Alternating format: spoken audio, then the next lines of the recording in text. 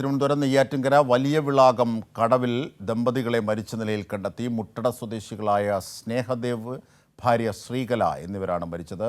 4 പേജുള്ള ആത്മഹത്യാക്കുറിപ്പും കണ്ടെത്തിയിട്ടുണ്ട്. ഷീജ വിവരങ്ങളുമായി ചേരുകയാണ്. ഷീജ, ആത്മഹത്യാക്കുറിപ്പിൽ എന്തൊക്കെയാണ് പറയുന്നത്? അജംഷാദ്, ആത്മഹത്യാക്കുറിപ്പിന്റെ കൂടുതൽ വിശദാംശങ്ങൾ പുറത്തു വരേണ്ടിയിരിക്കുന്നു. അല്പസമയം മുമ്പാണ് മരണപ്പെട്ടത് ദമ്പതികളിലാണ് എന്നുള്ളത് തിരിച്ചറിഞ്ഞിരിക്കുന്നത്. അതായത് നെയ്യാറ്റിൻകരയിൽ വലിയ വിളാകം കടവിലായിരുന്നു ആദ്യം ഈ യുവതിയുടെ മൃതദേഹം കണ്ടെത്തി. അതിനുശേഷമാണ്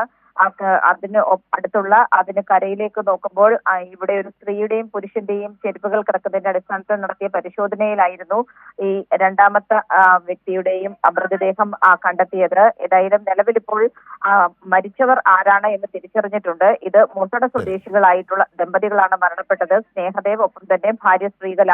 ഈ ആത്മഹത്യക്കുള്ള കാരണം സംബന്ധിച്ച് അല്പസമയത്തിനകം തന്നെ ഈ ആത്മഹത്യാക്കുറിപ്പിന്റെ വിശദാംശങ്ങൾ പുറത്തു വരുമ്പോൾ കൂടുതൽ വ്യക്തത വരുന്നതായിരിക്കും.